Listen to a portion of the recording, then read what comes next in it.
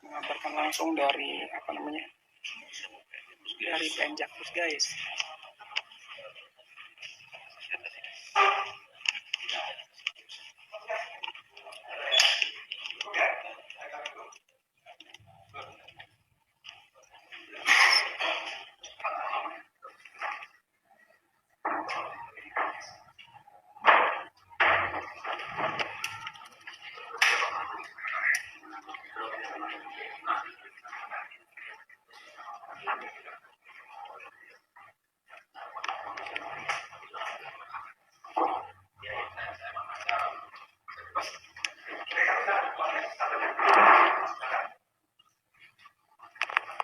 Komentarin aja habis ini ya?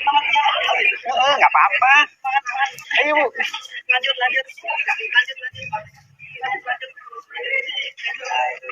Maaf ya.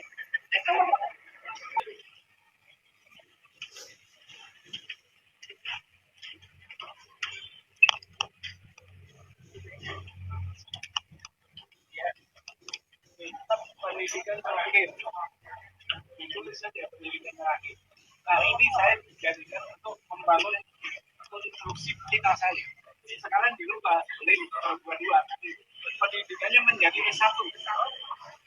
Nah itu ya. Perubahan sejak kapan Pak? Kapan saya mulai itu hari Jumat.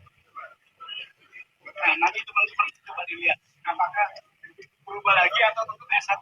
Jumat kemarin berarti beberapa hari lalu ya. Ini kan sempat viral Pak, ada dugaan nggak? Ini diubah karena ada tuntutan dari masyarakat. Wah, saya nggak berani juga ya. Tapi fakta aja bahwa itu berubah ya. Nah ini konsekuensi hukumnya apa nih Pak? Ada perubahan barang bukti? Konsekuensi karena ini sangat signifikan terhadap kapasitas saya. Ya, harus merubah konstruksi lagi. Jadi gugatan mau diubah? Enggak. Nanti kita buat pohon mudah-mudahan akhir mencapai. Tapi kalau gugatan Bapak tidak berubah dong? Tidak berubah. Karena SMA tidak berubah kan ya? Ya, SMA tetap yang dilaksanakan di Singapura dan Australia. Ini kan selanjutnya mediasi ya Pak? Mungkin dari Kompas Mas? Ada niatan nggak sih Bapak itu sebenarnya mau mediasi apa atau ada harapan ke Pak Gibran? Kalau mediasi rumah acaranya disediakan mau damai atau enggak? Jadi Bapak tadi tetap hadir? Tidak hadir. Oke, sudah cukup. Terima kasih banyak ya. Kira-kira kemana arah politik Projo setelah ketemu mereka tidak lagi menjadi bagian dari kekuasaan hari ini? Tak heran kalau kemudian dalam artikel yang berjudul Projo menentukan arah pasca Jokowi, banyak kemudian projo-projo daerah yang kecewa karena Budi Ari dianggap tidak mendapatkan apa. Saya cuma pengen punya satu tawaran. Semua desa dalam kawasan hutan lepaskan dari kawasan hutan. Apapun, seluruh lahan transmigrasi dalam kawasan hutan lepaskan dari kawasan hutan. Enklave saja. Ada desa dalam kawasan hutan yang menetapkan bahwa itu desa, apakah bupati, gubernur atau apapun itu adalah negara. Lalu yang menetapkan desa itu dalam kawasan hutan juga negara. Lalu ia mengeluarkan sertifikat di lahan transmigrasi dan sertifikat dalam desa dalam kawasan hutan itu juga negara. Jadi menurut saya persoalan terbesar kita bukan rakyat, tapi negara. Negaralah yang kemudian tidak mampu berembuk di antara mereka untuk memutuskan status desanya. Kalau di Kabupaten Bogor saat ini sudah ada 3 tersangka yang sedang berproses karena dianggap merambah kawasan hutan. Dia gunakan lahan itu untuk aktivitas ekonominya dan kemudian dia ditetapkan menjadi tersangka dan sekarang proses hukumnya sedang berjalan. Saya tidak tahu kalau dalam data saya ada 25.863 desa yang masuk dalam kawasan hutan. Saya tidak mengerti dan tidak punya data berapa ribu orang yang kemudian masuk dalam data negara, dia menjadi tersangka cuma karena beternak ayam di belakang rumahnya yang kebetulan kawasan hutan. Kalau kemudian tidak kita selesaikan seperti ini pimpinan, tidak salah kalau kemudian banyak orang kemudian berpikir bahwa negara lah yang sebenarnya memproduksi penjahat itu sendiri. Ketidakpastian negara dalam menetapkan batas-batas itu membuat rakyat mencangkul kebun di belakang rumahnya, dia jadi penjahat. Membuat kemudian kepala desa yang tidak sampai hati membangun jalan agar bisa tembus, dapat listrik dan sebagainya, kepala desanya juga jadi penjahat. Ketidakpastian ini kemudian membuat negara tidak memproduksi orang baik. Negara memproduksi penjahat-penjahat baru yang menjadi penjahat bukan karena dia berniat jahat. Jangan-jangan karena dia berniat baik. Dia mencangkul halaman di belakang rumahnya bukan untuk mencuri, tapi untuk memastikan anaknya makan, istrinya makan. Tetapi karena tanah di belakang rumahnya masuk kawasan hutan, serta-merta seketika itu juga dia jadi penjahat. Bukan karena keinginan dia, karena ketidakpastian negara. Ijazah Wakil Presiden Gibran Raka Buming Raka, ya, ini diragukan lulusan terakhirnya apa sih sebetulnya, gitu ya. Dan Gibran digugat 125 triliun rupiah agar nanti uang itu bisa dimanfaatkan dengan baik kepada rakyat atau dimasukkan ke keuangan negara, ya, ke kas negara atau apalah itu ya. Ini besar juga itu ya, 125 triliun ya. 125 triliun. Emang Gibran punya uang sebanyak itu? Kalau punya sih cepat juga ya. 125.000 triliun. Bukan ribu ya, sorry. 125 triliun. 125 triliun. Banyak banget berarti ya. Kalau Gibran punya uang sebanyak itu, gue curiga juga nih. Tapi kan nggak ada uang Gibran segitu kayaknya. Kalau ada kan ya siapa nggak curiga kan gitu ya. Tapi memang itu gugatannya ya. Kawan-kawan, sebetulnya kenapa sih harus digugat? Ada apa sebetulnya? Nah, kenapa seperti itu? Karena kita ingin mencari tahu kebenaran. Nah, ada pihak mungkin yang menemukan atau merasa ada yang janggal terkait dokumen Gibran. Ya, pada saat pencalonan lah mungkin ya. SMA 2 kali katanya begitu, dan macam-macam lah. Ya, saya nggak perlu sampaikan lah. Tadi di video saya sebelumnya saya sudah sampaikan banyak sekali di sana. Teman-teman nanti boleh cek. Tapi tadi sudah kita dengarkan penyampaian Pak Subhan. Nah, kawan-kawan nanti boleh tanggapi saja. Nah, pada video kali ini saya ingin sekali mengulas komentar-komentar kawan-kawan kita, teman-teman. Karena minggu ini saya kayaknya sudah baca hampir 1000 pendapat dari masyarakat Indonesia itu. Ya, pendapat, kritik-kritikan, ya, penilaian-penilaian masyarakat saya sudah baca. Ya, pendapat-pendapat yang diketik melalui komentar-komentar itu yang saya baca itu. Saya nggak hobi baca komik saya nggak hobi lah. Coba tanyakan pada Mas Wapres kita, barangkali masih hobi atau enggak ya. Katanya hobi membaca komik ya, main PS. Katanya budaya membaca buku sebetulnya nggak ada, kata beliau ya. Saya masih ingat betul itu di acara Mata Najwa atau nggak salah, 2 tahun udah lama sekali sebetulnya ya. Tapi ya memang setiap orang kan ada perubahan, apalagi sekarang Mas Gibrannya sudah jadi wapres. Saya kira beliau sudah banyak baca buku, bahkan seabrek mungkin sudah dibaca itu ya. Nah, saya coba lihat dari komentar pertama. Sebenarnya kredibilitas bangsa ini semakin merosot. Kenapa? karena menyelesaikan kasus ijazah saja nggak beres-beres. Sebenarnya sedih akademisi, politikus, orang pintar, sedih dan miris negeri ini dikendali oleh tukang kayu yang culas dan curang dan jahat. Ini ya, secara kita manusia yang punya pikiran, ini saya sebut yang punya pikiran. Saya nggak tahu ada manusia punya pikiran tapi nggak dipakai, saya nggak tahu juga dalam hal itu. Tapi kita sebagai manusia yang punya pikiran yang waras ini, apalagi di era digitalisasi saat ini ya, di era digitalisasi saat ini, oke? Membuktikan ijazah itu bertahun-tahun, bayangkan aja coba. Berbulan-bulan gak kelar-kelar. Dilaporan, saling lapor melapor.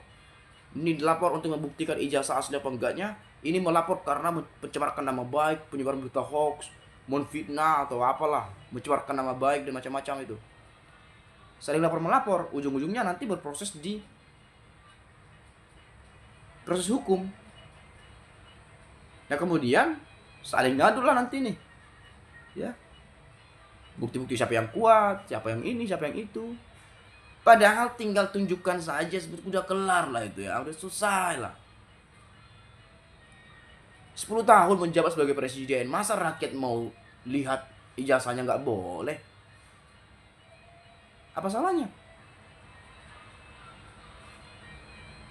Coba gaji pensiunan, tunjangannya misalnya, rumahnya misalnya. Itu dari siapa itu? Ya dari rakyat. Melalui pajak-pajak yang dikumpulkan di APBN kita. Saya kira memang sebagai seorang negarawan yang mencintai republik ini, yang tidak menginginkan adanya kegaduhan dan perpecahan, saya kira sebagai orang yang punya rasa kecintaan terhadap negeri ini, terhadap rakyat Indonesia, saya kira nggak akan sulit untuk menunjukkan ijazah itu.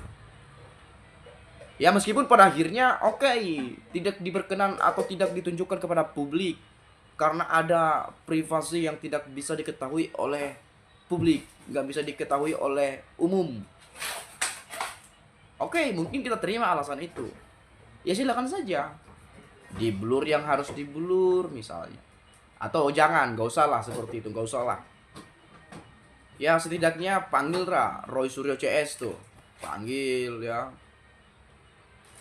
Panggil. Biar mereka yang meneliti.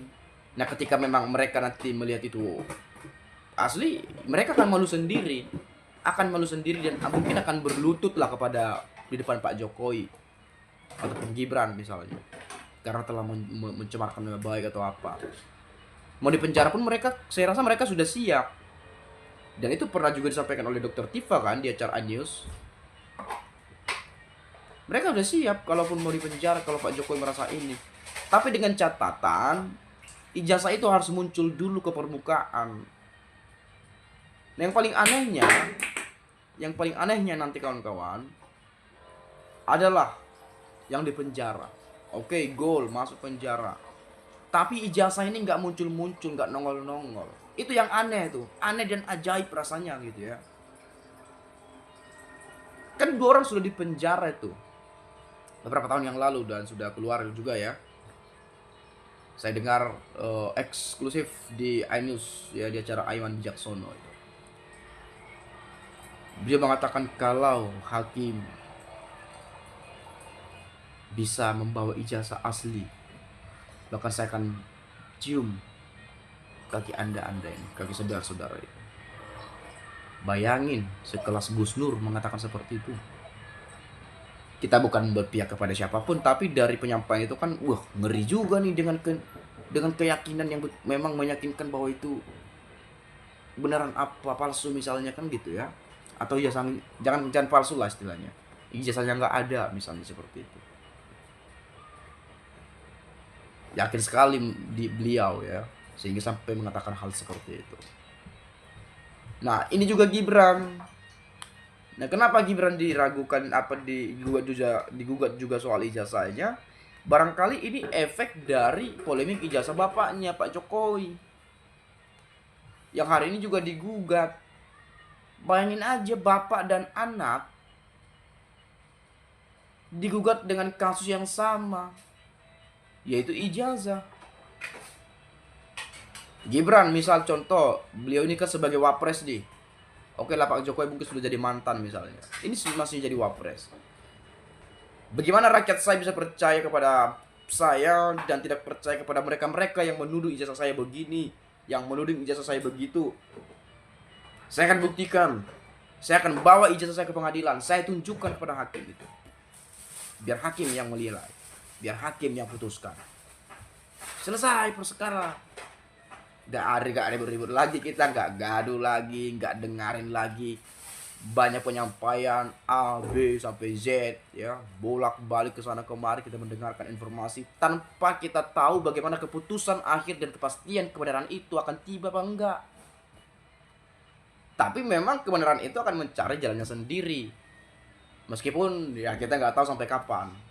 Tapi pasti ini soal waktu saja.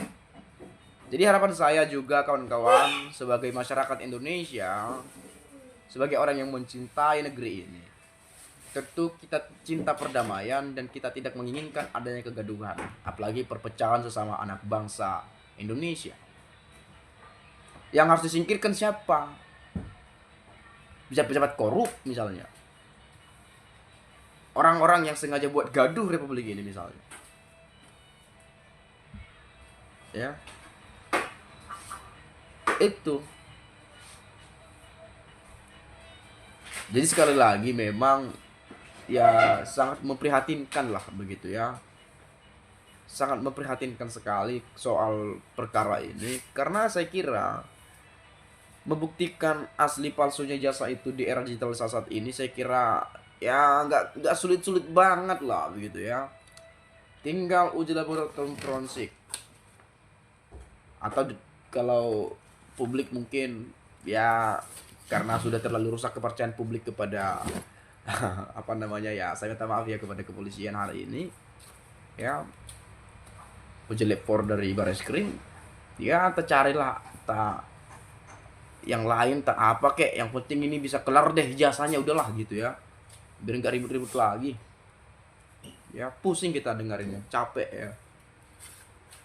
Ya tapi kita tetap bahas, kenapa kita tetap bahas ya, karena kita penasaran tadi teman-teman. Kita penasaran, ini siapa yang benar nih ya, gitu. Tapi harapan saya besok lusa dan dalam waktu dekat semua bisa terselesaikan dengan baik dan sebagaimana mestinya, tanpa ada benci-membenci, apalagi sampai ada yang terpidanakan. Jangan sampailah teman-teman ya, kita sama anak bangsa Indonesia jangan sampai ya saling cekcok lah. Saya kira itu saja. Saya minta maaf yang sebesar-besarnya kalau lantang dan keras, dan kalau ada penyampaian yang salah dan kata-kata yang tidak menyenangkan, saya minta maaf, silakan dikoreksi. Kita belajar bersama di channel ini. Saya kira itu saja. Terima kasih, salam dan sampai jumpa.